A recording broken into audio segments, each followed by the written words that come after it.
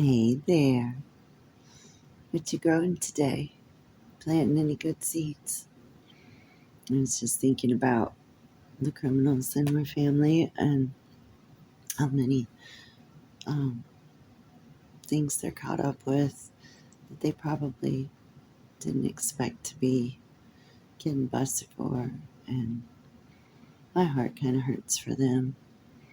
I was doing a tarot reading for myself this morning, and it was very encouraging for myself and my mission, destiny in life. But it's not just my destiny, and I'm thinking about this globally too. It's not just me, it's not just my family, it's not just the people they've trafficked and hurt, manipulated, taken advantage of, or how they've hurt each other.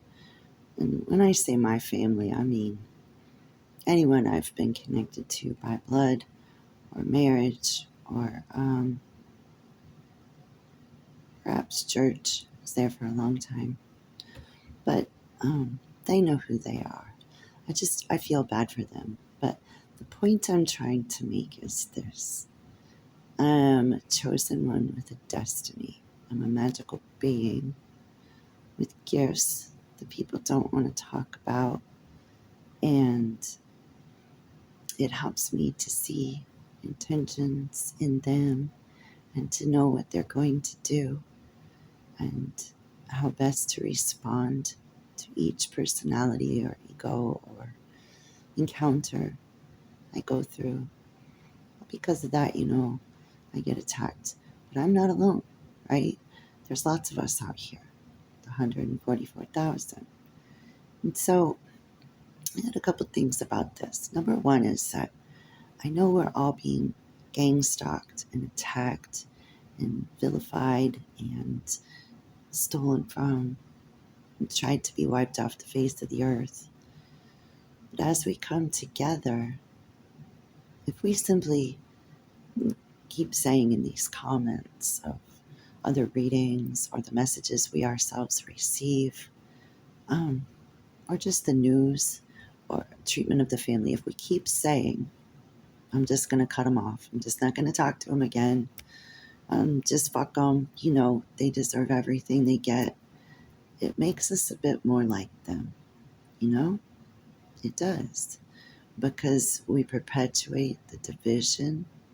And as they all congregate in the jail cells where they're about to go, or the underworld, they're coming back together.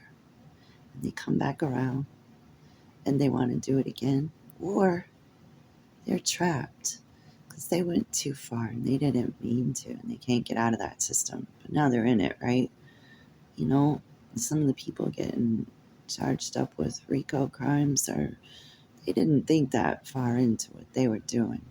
And does that mean that they're not without fault? No. And is that the only person I'm talking about? No. Let me tell you that I've sat here in tears for the very person who tried to kill me slowly every day with poison, torture me with weapons and words and coercive control and a number of other things. I have been through some shit in the last 3 years, but all my life, but particularly the last 3 years. The thing is, though, because I am able to see all perspectives of situations and perhaps ones people haven't thought of, I just keep thinking about their backstory, like a villain backstory, And the punishment is not going to fit the crimes, number one. It's not possible. Number two, if it did, it would not help anyone. And then let's get back to the energy, right? Because we're energy. We're just sending that out there. So when we sit, we tell ourselves affirmations to be good, to be forgiving, and to spread love and light. But I think that if we are going to move into this new time of peace and love, you can't just, I never liked God throwing everybody in the pits of hell. It's kind of what jail and prison's like. It's its own hierarchy and shit. And let's say they all get away and go live in a trailer park. It's the same shit. You see what I'm saying?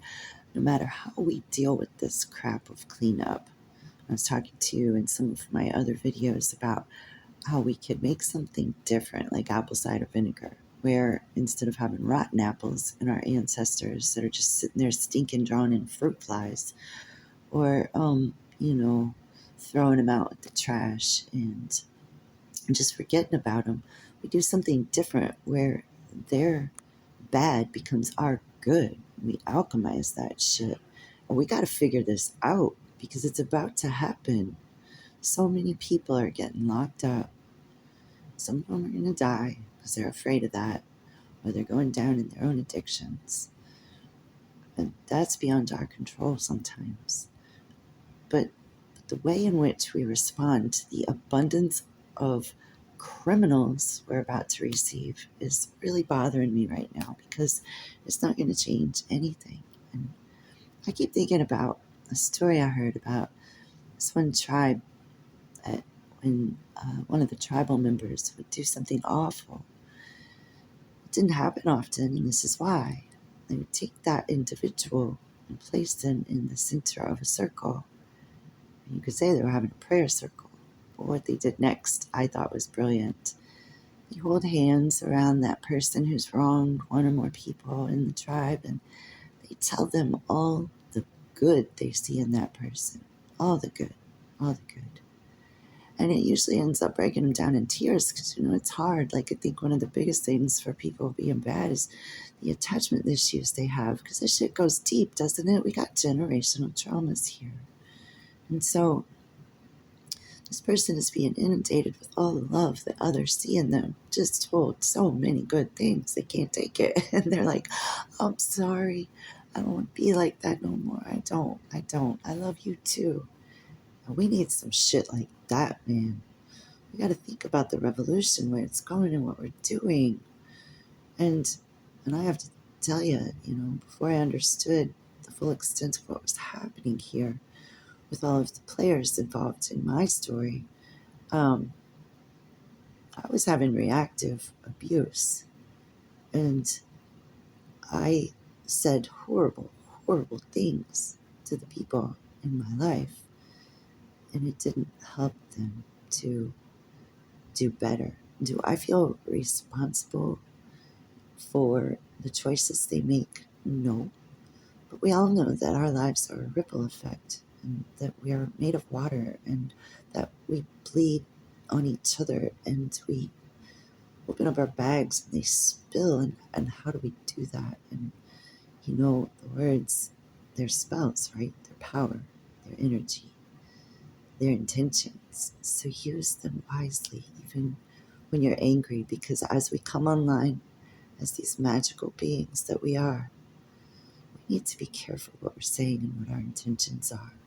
Yes, I want all of us to not be homeless, to not be ripped off of what was stolen of us, to not live in the trauma of the hurts that we suffered. We deserve the good that's coming to us. But when we get it, that pendulum could just swing the other way, and now we're the new bad guys. So I really want us to think about that. Let's talk about it, okay? Plant good seeds. Let's make an orchard of life. This is the tree of life. It can be reborn, And I just want to put out here again, I am not praising Jesus, because those geopolitical sheeple control stories got a lot of lessons in there. I don't care if you got your Ethiopia Bible, your King James Bible, your Greek Bible, your Hebrew Bible, your fucking Arabic Bible. I really don't give a shit. I've studied it extensively myself and hung out with many people who have masters in the languages and have taught me a lot. I think it's an excellent, excellent piece of literature that can help you with life. But that religion is a fucking crutch, and we don't need another man's blood sacrifice. We need to activate love. The way that Jesus said, yes, right? Was he a real man? Well, we don't find him anywhere in secular history, so I don't know. But either he was saying the truth, he was a liar, or he was crazy. And what he said was, I am God. Well, I am too, and so are you.